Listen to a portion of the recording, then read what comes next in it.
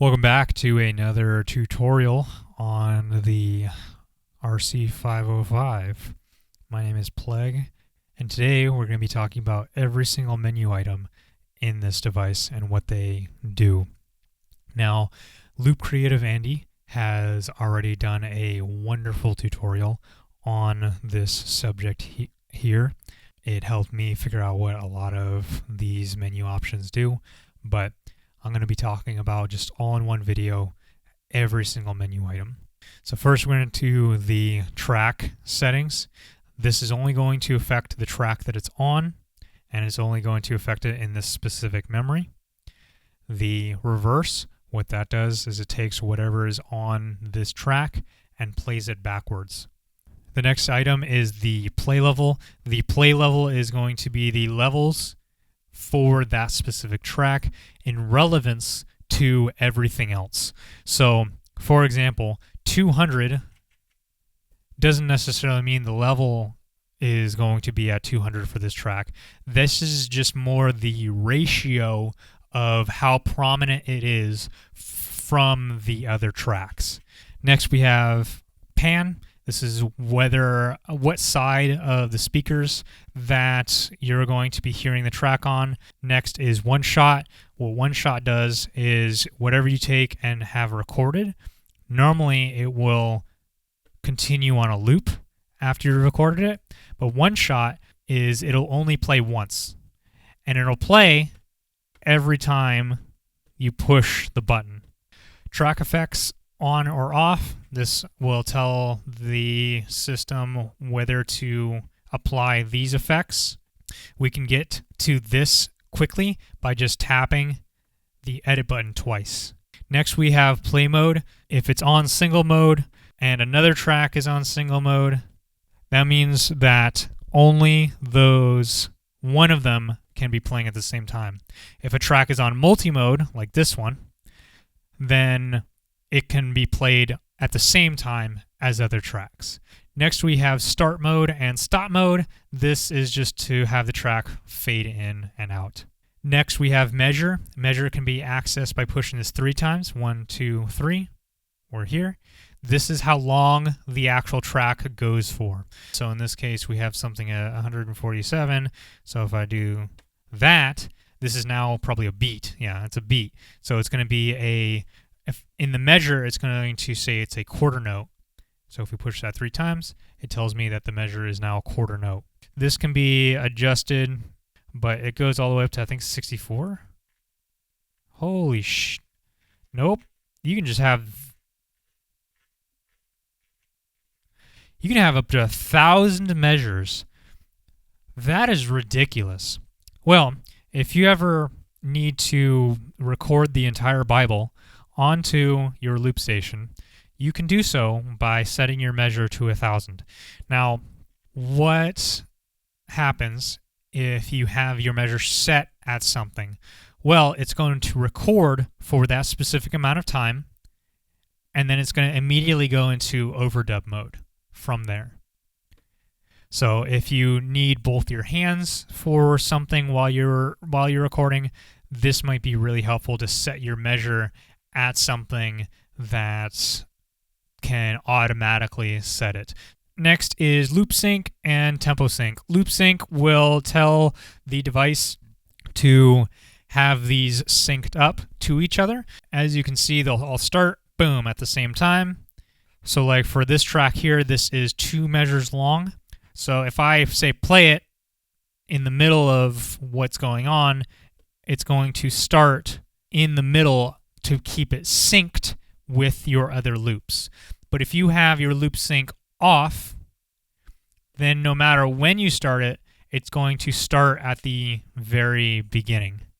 Tempo sync is the same exact way, but it's just synced to the tempo instead of the other loops. So for example, if I start this, it'll wait for this to start and it'll be synced to this tempo. If I change the tempo, for example,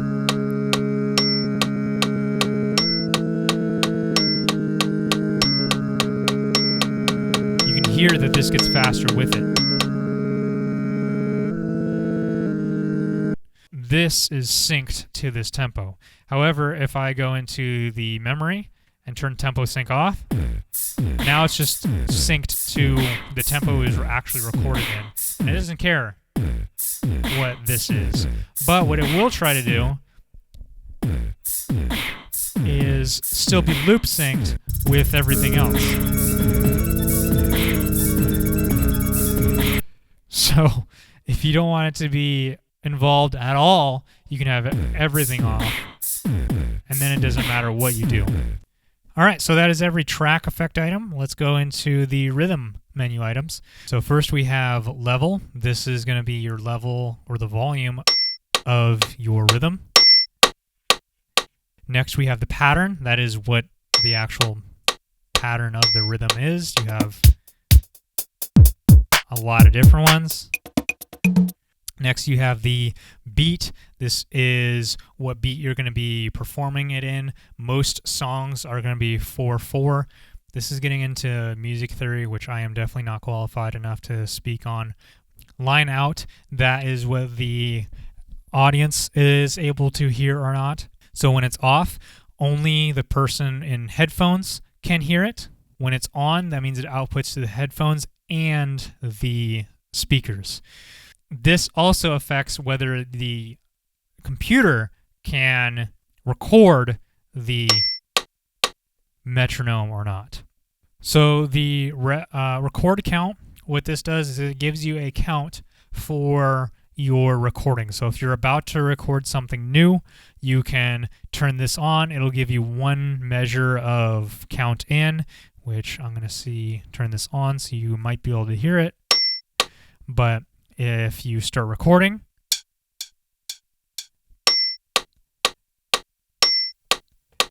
then it'll count you in.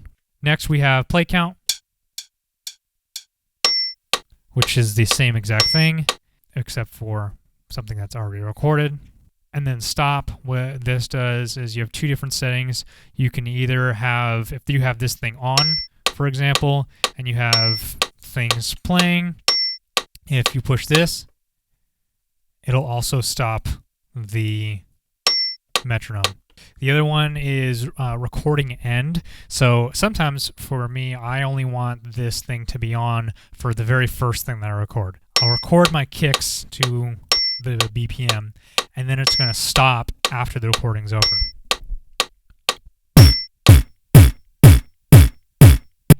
So now this has stopped.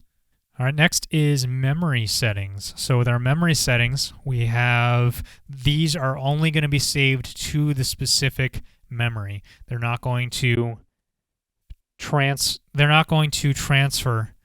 to all of your other songs. We have level. This is the actual master level of the memory.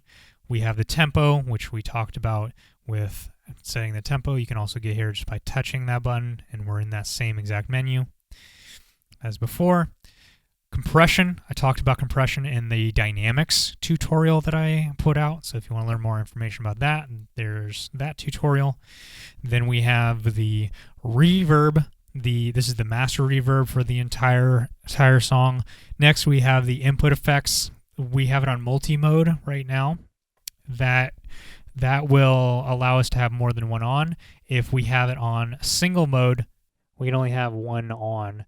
But we can do it for track effects and input effects. So we can have multiple input effects, but just single mode on track effects. And then we have the phones. So this is where the headphones are going to. So if you have a monitor, like if you are on a sound stage, you have monitors, which are the speakers out in front that are facing to the performer.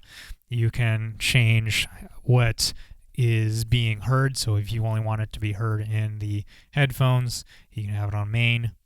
The overdub mode, what this does is you can record something here, and then you can overdub what you have, and then overdub even more. Great. But if you have replace, then you can replace what you have instead of layering it. Next we have recording action. So what does this button do? I personally have it on record to play. So I record something, and then when I push it again, it'll start just playing that immediately. But most loopers will actually have it on record overdub. So instead what happens is when they record, and then when they push the button again, it immediately goes into overdubbing mode instead. Next is single play mode. So if you have tracks that are on single mode, what this will do, 1, 2, 3, is it will change whether or not it'll actually start the next track immediately or at its loop end. So here it's going to wait for it to finish, and then it'll start the new thing. Quantize. Quantize is really interesting. So this helps us turn into robots and be less human. So when you record something and you play it, you are not going to be exactly at when this thing starts. So you're not going to be exactly on beat or exactly on measure. What Quantize does is it makes that adjustment so then you can be on time for the most part. You still got to be close, but for example, there is now recording on top. So if I push the button a little early, it's fine. It'll be able to keep up with what else is going on and whatever the tempo happens to be. And there's 3 options with this. There's record end, there's measure, and there's beat. For the track Michael King, for example, I have most of these on single play mode, but I want them to be able to sync up to each other and remain in time. So if I go into memory, 1, 2, 3, 1, I can get to this menu very quickly. I have it set to measure instead of record end. So what this does is if I have a record end, it'll just immediately go to the next track. Well, what I can do is I can put it on measure, and then it will play it when the measure ends. So it quantizes my button input.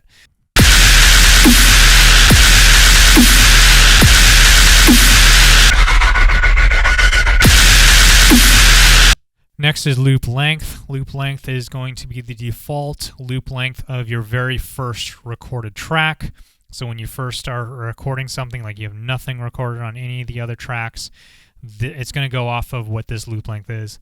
Most of the time you're going to have it on auto because you are going to record your first track in however you want to, but you can specify it to be at 1 measure if you want to be at 1. So now I've just specified that this amount of time that I just recorded it for is 1 measure long, which that's what it's telling me. 1, 2, 3, 1, 2. That's what that's telling me. So it's going to move my tempo to match what this is if this whole thing is 1 measure. Next, we have the all start and all stop buttons. I talked about how each one of these works and the what does every button, knob, and hole do on this device. So you can look at that tutorial to learn how these work. Next, we have the fade time. I mentioned fading with the track edit menu. This is how to adjust for the fade time of the loop station. Next, we have the target track. The target track is going to be when you're dealing with assigns. So if you hold down the exit button, a track will flash. You can see that track 1 is flashing. You can quickly change the target track. So now it's on 3. So if we go in here and 1, 2, 3, 4, 1. So if we now look, it's on track 3. So the target track is specifically for assigns, which assigns it's a whole nother thing. And this will be its own tutorial that I'm going to be doing on how I use assigns and all of its menu items and its parameters. So definitely check out that tutorial if it's not already out yet when it comes out. The last menu item is actually a secret menu item. It's secret. It's not really that secret. But basically, if you just push the memory button and go left, you can edit the name of your memory. Now, if you do it this way, it will start the cursor on the very end, But what you can do instead is push this 5 times, 1, 2, 3, 4, 5, and now you'll get the cursor to start at the very beginning. All right, now we're down to the last memory item, the system memory. The system memory is going to affect every memory on the device. We start with the LCD contrast. That is the actual screen. You can see as I turn it up, it becomes much harder to see. Next, we have phantom power. This is if you have a condenser microphone. Do not turn this on. If you don't have a condenser microphone, you can fry your microphone by doing it that way. Take a look at the manual to read more about this phantom power, because I don't want you to end up damaging your microphone, so you can learn more about what phantom power is. Basically, some microphones need power sent to it, and you can send it through the cable. This will send it through the cable for you through the device. Next is the display. That is for this item. You can just change that just by being at the main menu and changing it. Next, we have loop indicator. What this does is it tells me what the red line is going to display. So for me, I have it on loop position. This will tell you what position that loop happens to be in, which for me is a lot more useful. But you can have it on both position and status, and that will tell you the status and the position of everything. Next, we have auto off. What this does is it'll tell the loop station whether or not to automatically turn itself off. So if you have this on, that means after 10 hours since you last did anything, the display will say, hey, we're about to turn myself off, and then it'll just turn itself off after 10 hours. Next, we have the all clear and quick clear settings. What quick clear does is, if we have that disabled, which is what it is by default, we have to click and hold this for 2 seconds. So it doesn't matter how many times we push this, we have to actually hold it for 2 seconds, and then it'll actually delete what is on the loop. If we have that enabled, which most loopers do, we can double tap and that will delete it much faster. All clear is the same thing, but instead we have it on the all start stop. So what we have to do here is, if it's disabled, you can push and hold this forever, nothing will happen. But if you have it enabled, that means you push and hold this for 5 seconds, it deletes everything. Next, we have knob mode. Knob mode is a little weird. I think Creative Andy explains it really, really well in his video. But we have we'll give an example with transpose. So we have transpose here, which is going to be controlled by the track effects knob. Now, if I go put it here at, say, 11 o'clock, that's going to be -3. Now, if I go over to another setting and move the knob over here, for example, and then I activate my track effects A, which is the transpose, watch what happens when I move the knob even a little bit. It will automatically jump to the value that is over here. But let's say you don't want it to do that. Let's say you want to go and change it when you actually move it to that number. That's what hook is. What that does instead is we have our value that we can change, and we'll put it on that -3. Then we go over here and we mess with other things. Now, if we go back to here, it remembers the point at which the knob was at. So it remembers it at 11 o'clock. So it doesn't matter where I move it here, it's not going to change that until we go back to the hook. So once I move it back to the hook, watch what happens to the number. Now it can be adjusted. So once I pick up the hook, I can then adjust where it goes. The NS threshold, what this does is it allows you to, it tells the microphone how much information to pick up. So this is really helpful for feedback. You can adjust this so it won't pick up as many external sounds like coming from the speaker or ambient crowd noises or things like that.